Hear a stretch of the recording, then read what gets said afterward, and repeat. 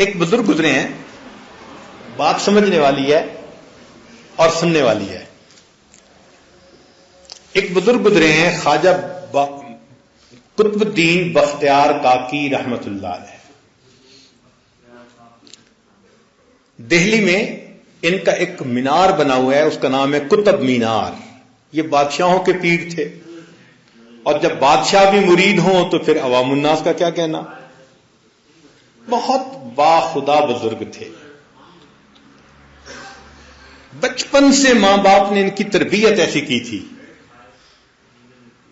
ان کے نام کے ساتھ ہے کاکی. کاکی ہندی کا لفظ ہے، اس کا مطلب ہوتا ہے روٹی.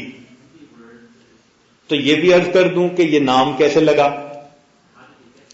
جب ان کی پیدائش ہوئی تو ان کے والدین نے آپس میں یہ پلاننگ کی کہ ہم اپنے بچے کی تربیت اچھی کریں گے اور اس کے دل میں اللہ کی محبت کو بھریں گے، یقین ایمان اس کے دل میں مضبوط پیدا کریں گے. چنانچہ بچہ جب مدرسے جانے کے قابل ہوا تو ایک دن مدرسے سے واپس آیا، کہنے لگا امی مجھے بھوک لگی ہوئی ہے. ماں نے کہا بیٹا اللہ تعالیٰ رزق دیتا ہے سب کو، ہمیں بھی وہی دیتا ہے، تمہیں بھی وہی دے گا. ہم بھی اللہ سے مانگتے ہیں، تم بھی اللہ سے مانگو. اس نے کہا اماں کیسے مانگتے ہیں؟ بیٹے یہ مصلی پڑا ہے، اس پہ بیٹھ جاؤ اور اللہ سے دعا مانگو کہ اللہ میں بھوکا ہوں مجھے کھانا دے دے. تو بچہ بیٹھ گیا، ہاتھ اٹھائے، دعا مانگی. دعا مانگ کے کہنے لگا اماں اب کیا کروں؟ ماں نے کہا بیٹا اللہ نے تیرا کھانا کہیں بھیجا ہوگا، ڈھونڈ پڑا ہوگا. اب ماں نے پہلے کھانا پکا کے کہیں چھپایا ہوا تھا. وہ بچہ کمرے میں گیا، ادھر دیکھا ادھر دیکھا، تھوڑی دیر کے بعد اس کو کھانا مل گیا. وہ بڑا خوش ہو گیا. اب بچے کے دل میں نا ایک تجسس پیدا ہو گیا. وہ کوشچن پوچھنے لگا اماں آپ کو بھی اللہ تعالیٰ دیتے ہیں؟ اماں سب کو اللہ تعالیٰ دیتے ہیں. اللہ تعالیٰ کے پاس اتنا خزانہ ہے، اللہ اتنے بڑے ہیں. ماں کہتی ہاں. تو بچہ بڑا حیران ہوتا. اب یہ روٹین بن گئی. والدہ کھانا بنا کے روز چھپا دیتی، بچہ آتا مصلی پہ بیٹھ کے دعا مانگتا، اس کو کھانا مل جاتا تو یقین ہو گیا اس کو کہ بس مجھے کھانا اللہ کھلاتے ہیں. تو اللہ کے ساتھ ایک محبت دل میں پیدا ہونی شروع ہو گئی. اد انسان عبد الاحسان، انسان احسان کا بندہ ہوتا ہے. محسن کے ساتھ فطری محبت ہوتی ہے. کئی مہینے جب گزر گئے تو ماں باپ بڑے خوش کہ ہمارے بچے کے دل میں اللہ تعالی کی ذات کا یقین مضبوط بیٹھ گیا. اللہ کی شان کے ایک مسئلہ پیش آ گیا. بچے کی والدہ رشتہ داروں میں کسی تقریب میں چلی گئی، کوئی نکاح وغیرہ کی تقریب تھی، اور وہاں جا کے اس کو وقت کا خیال نہ رہا، مصروف ہو گئی. جب وقت دیکھا تو اوہو یہ تو میرے بیٹے کا آنے کا وقت ہو گیا، اور آج تو میں نے کھانا بھی نہیں بنایا اور کھانا رکھا بھی نہیں. تو اگر بچہ آئے گا اور کھانا دیکھے گا نہیں ملے گا تو اس کا تو یقین کمزور ہو جائے گا. اب ماں بیچاری برقع لیا بھاگی گھر کی طرف، رو بھی رہی ہے، دعا بھی مانگ رہی ہے. اللہ میں نے تو ایک محنت شروع کی تھی، ہیلا تھا، میرے بچے کے دل میں آپ کا یقین پیدا ہو جائے. اللہ میری محنت کو ضائع نہ ہونے دینا، مہربانی فرما دینا. جب گھر آئی تو کیا دیکھتی ہے کہ بچہ سویا ہوا ہے. تو ماں نے شکر ادا کیا، چلو یہ تھکا ہوا تھا سو گیا، میں کھانا بنا لوں اور کھانا پہلے چھپا دوں بعد میں جگاؤں گی. تو ماں نے کھانا چھپا دیا، پھر آ کے اس بچے کو جگایا. میرے بیٹے آج تو تجھے بڑی بھوک لگی ہوگی. تو بچہ اٹھ بیٹھا، اماں مجھے بھوک تو نہیں لگی ہوئی. بیٹے کیوں؟ اماں میں اپنے مدرسے سے آیا تھا اور آج تو آپ بھی گھر پہ نہیں تھی، میں نے مصلی بچھایا اور اللہ سے دعا مانگی، اللہ میں تھکا ہوا ہوں مجھے کھانا کھلا دیں، اور آج تو امی بھی گھر پہ نہیں ہے. امی یہ دعا مانگنے کے بعد میں جب کمرے میں گیا تو مجھے کسی کپڑے کے نیچے پڑا ہوا ایک کھانا ملا، روٹی ملی. امی میں نے وہ روٹی کھائی مگر جو مزہ مجھے آج آیا اس سے پہلے مجھے مزہ کبھی نہیں آیا. اللہ نے اس بچے کا یقین رکھنے کے لیے اس کو روٹی دے دی. تو وہ بچہ جس کا یقین ماں باپ نے اس طرح بنایا، وہ بڑا ہوا تو مشائخ کی صحبت میں رہا تو اللہ نے ان کو ایک شیخ کامل بنا دیا. اب وقت کے بادشاہ بھی ان سے مرید. ان کی وفات ہو گئی.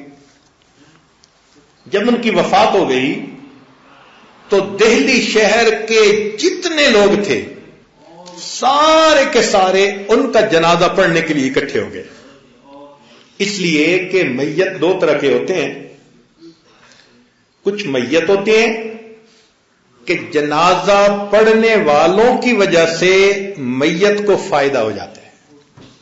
حدیث پاک ہے کہ اگر 40 ایمان والے، شرک سے بچنے والے، اگر کسی میت کا جنازہ پڑھ دیں گے تو اللہ ان کے جنازہ پڑھنے کی وجہ سے میت کے گناہوں کو معاف فرما دے گا.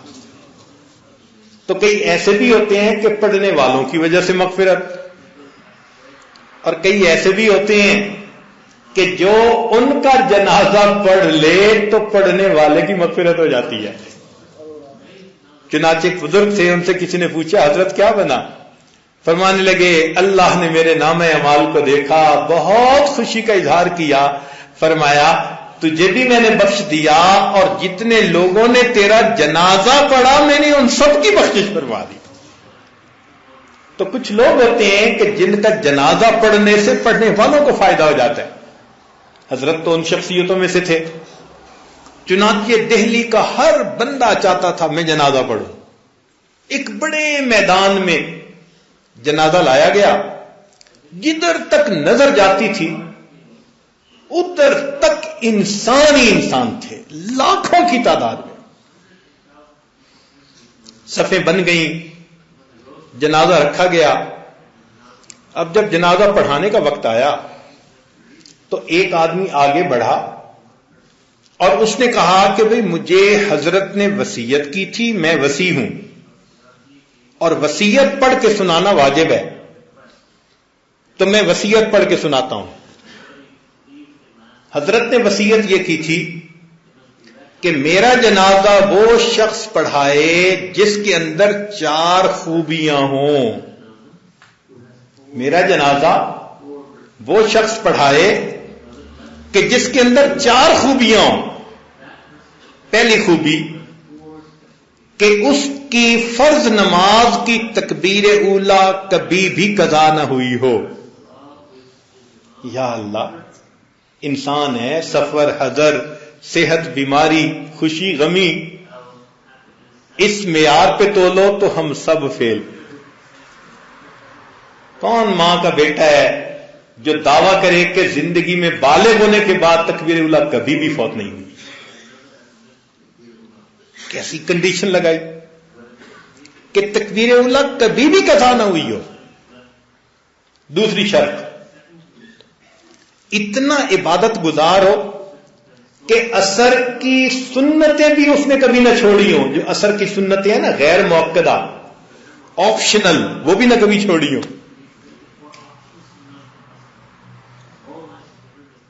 کیسی مشکل شرط تھی.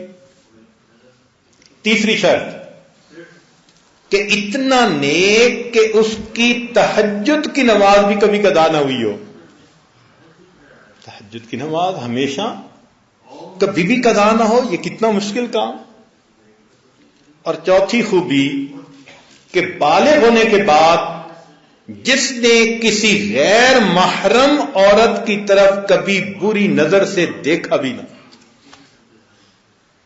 سب فیل.